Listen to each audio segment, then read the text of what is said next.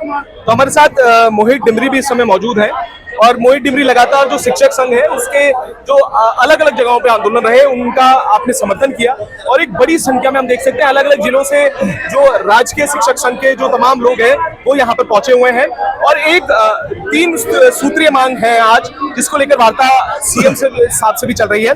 और सवाल यहाँ पर यह है कि जिस तरीके से जो अध्यक्ष है उन्होंने बहुत सारी कमियां जो है वो गिनाई और कहा है कि किस तरीके से स्कूल की जो निदेशक है वो बदल दिए जाते हैं, जो पूरी प्रणाली है वहां पर 8 निदेशक बदल दिए गए हैं। साथ ही उन्होंने कहा है कौन ध्यान देगा इन सब चीजों पे, उसको लेकर आपका क्या स्टैंड है? लगातार आप आंदोलन इसको समर्थन भी कर रहे हैं और आज भी यहाँ पहुंचे हुए हैं। देखिए, शिक्षक अपनी जायज मांगों के लिए संघर्ष कर रहे हैं और पदोन्नति की मांग इसलिए भी जायज है। आप ऐसा देखिए, कौन सा ऐसा डिपार्टमेंट है जहां पर पदोन्नतियां ना हो रही हैं? हर एक डिपार्टमेंट में पदोन्नतियां होती हैं और अधिकारियों को बेहतर करने का या शिक्षकों को जो बेहतर करने का अवसर मिलना चाहिए था यहाँ पर वो नहीं मिल पा रहा है। अब आप देखिए कि आईएएस अधिकारी किसी जिले में डीएम बनता है तो केंद्र में कैबिनेट सचिव तक पहुंच जाता है, स्टेट में मुख्य सचिव तक पहुंच जाता है। बिल्कुल सच्चाई है। एक आईपीएस अधिकारी किसी जिले में कप्तान बनता है तो डीजीपी तक वो स्टेट में पहुंच जाते हैं। ऐसे ही आप देखिए डॉक्टर सीएमएस बन जाते हैं, सीएमओ बन जाते हैं। ये हर एक डिपार्टमेंट में पदोन्नति मिलकर एक बेहतर सेवा करने का मौका मिलता है सरकारी कर्मचारी को। लेकिन आप देखिए शिक्षा विभाग में यहाँ पर शिक्षक आज सेवानिवृत्त होने की स्थिति में आ गए हैं, उनको पदोन्नति नहीं मिल रही है, चाहे वो एलटी के हो या फिर चाहे वो लेक्चरर हो, किसी को भी पदोन्नति नहीं मिल रही है। उनको प्रधानाचार्य की पदोन्नति मिलनी थी, प्रधानाध्यापक के पद पर पदोन्नति मिलनी थी, उनको उससे भी आगे बढ़ना था, लेकिन कहीं भी कोई रास्ते इनके लिए नहीं खोले गए हैं। अब कहा जा रहा है सीधी भर्ती होगी। अब आप देखिए कोई 58 साल का एक टीचर, 56 साल का कोई टीचर कैसे सीधी भर्ती में परीक्षा में बैठ सकता है? ये अन्याय है। हम ये चाहते हैं सरकार पदोन्नति के रास्ते खोले, वरिष्ठता के आधार पर शिक्षकों को पदोन्नति मिलनी चाहिए।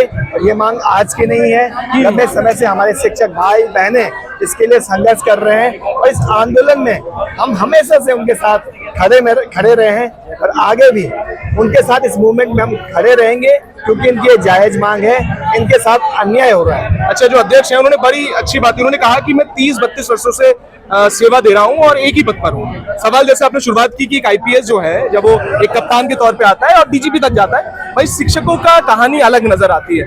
ये भी एक पीड़ा इनकी है और दूसरी व्यवस्थाओं के ऊपर देखिए 2 चीजें बड़ी प्रमुख हैं। एक व्यवस्थाओं के ऊपर सवाल खड़े किए हैं कि जिस तरीके से बुक्स अभी तक किताबें नहीं पहुंची है तो क्या शिक्षक पढ़ाएंगे, और सवाल यह है कि लगातार अखबारों में बात आती है, सब में आता है कि शिक्षा के लिए सुधार हो गया है। बड़ा प्रश्न शिक्षकों ने खड़ा किया है, जब इसी पर मूलभूत सुविधाओं पर ध्यान नहीं दिया जाएगा तो कहाँ जाएंगे शिक्षक? और जो 30 साल से एक ही पद पर कार्य कर रहा है वो क्या उसका मनोबल रहेगा? बिल्कुल, आप देखिए शिक्षकों के ऊपर बहुत सारी जिम्मेदारियां होती हैं। वो इलेक्शन ड्यूटीज और बीएलओज, ये अपने आप में इलेक्शन ड्यूटी सबसे बड़ा कार्यभार शिक्षकों के कंधों पर होता है। इसके अलावा भी तमाम विभागीय कामकाज इनके कंधों पर रहता है। अभी जनगणना होने जा रही है, बिल्कुल उसमें भी शिक्षकों की महत्वपूर्ण भूमिका होने जा रही है। एक तरह से उत्तराखंड की जो व्यवस्था है उसमें शिक्षक बहुत महत्वपूर्ण भूमिका में है। एक तरह से रीढ़ हमारी इस व्यवस्था के हमारे शिक्षक भाई हैं, लेकिन हमारी इस व्यवस्था ने, हमारी सरकार ने उनके लिए क्या किया, ये अपने आप में सोचने का विषय है। हम आज देखते हैं न्यायालय में मामले पेंडिंग पड़े हुए हैं, वहाँ पर भी सरकार पैरवी नहीं करती है। तो ये कहीं ना कहीं सोचने का विषय है। उत्तराखंड सरकार को इस पर गंभीरता से सोचना चाहिए और इनकी जितनी जो मांगे हैं, खासकर जो पदोन्नति की है, स्थानांतरण की इनकी अपनी मांगे हैं, उस पर सरकार को ध्यान देना चाहिए। नहीं तो आप देखिए पूरे राज्य में किस तरह का से स्थितियां बन रही हैं, शिक्षक सड़कों पे हैं। इससे जो एजुकेशन सिस्टम है पूरी तरह से ठप पड़ गया है। स्कूलों में टीचर नहीं होंगे तो हमारे बच्चे कैसे पढ़ पाएंगे? बिल्कुल। दूसरा क्या हो रहा है, आप देखिए सरकार ने एक नीति और लागू कर दी है, क्लस्टर व्यवस्था। क्लस्टर व्यवस्था से होगा क्या, 30-40 किलोमीटर के दायरे में जितने स्कूल होंगे सरकार वहां पर एक स्कूल खोलेगी। अगर ऐसा होता है तो आज आप देखिए गांव-गांव में आपदा आई हुई है, सड़कें टूटी हुई हैं, कैसे स्कूल संचालित हो पाएंगे। इससे क्लस्टर व्यवस्था जो सरकार कर रही है, सरकार की आने वाले समय में जो मंशा है आउटसोर्सिंग के जरिए शिक्षकों की भर्ती करने की है।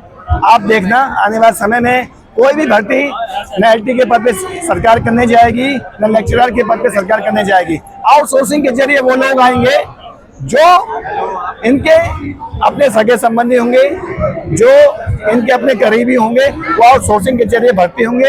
या आप तय मानकर देखना आने वाले समय में शिक्षकों के लिए कोई सरकारी नौकरी इस राज्य में नहीं होगी। सरकार इसके लिए भी अब ये प्लान तैयार कर रही है जो हम देख पा रहे हैं। बिल्कुल, और ये बड़ा गंभीर विषय भी है कि अब जिस तरीके से पूरा सिस्टम है किस और बढ़ रहा है, ये बड़ा चिंतनीय विषय है। और सबसे बड़ा सवाल शिक्षक सड़कों पर है और मांग वही है कि 30 वर्षों से एक शिक्षक एक ही पद पर लगातार चला आ रहा है। जब एक पुलिस में जो भर्ती व्यक्ति होता है उसका प्रमोशन होता है तो क्यों टीचर्स का नहीं, ये मांग है। और सवाल ये है जो व्यवस्थाएं हैं उसमें सुधार, और जिस तरीके से जो अधिकारी जो निदेशक बैठा दिए जाते हैं उनका तो ट्रांसफर कर दिया जा रहा है हर 8 महीने में, 3 महीने में। अब सवाल यह है कि 8 ऐसी अधिकारी बदलते रहेंगे तो शिक्षकों की जो पीड़ा है वो कौन सुनेगा। अब उम्मीद यह है कि शायद मुख्यमंत्री साहब तक जब ये आवाज जाएगी और वार्ता जब पूरी होगी तो एक पॉजिटिव रास्ता जरूर निकलेगा। अब देखना है और इंतजार करना है कि आगे जो राजकीय शिक्षक संघ है वो किस और जाता है, किस दिशा में जाता है और क्या निर्णय लेता है। तब तक के लिए जुड़े रहिएगा और देखते रहिएगा उत्तराखंड हलचल।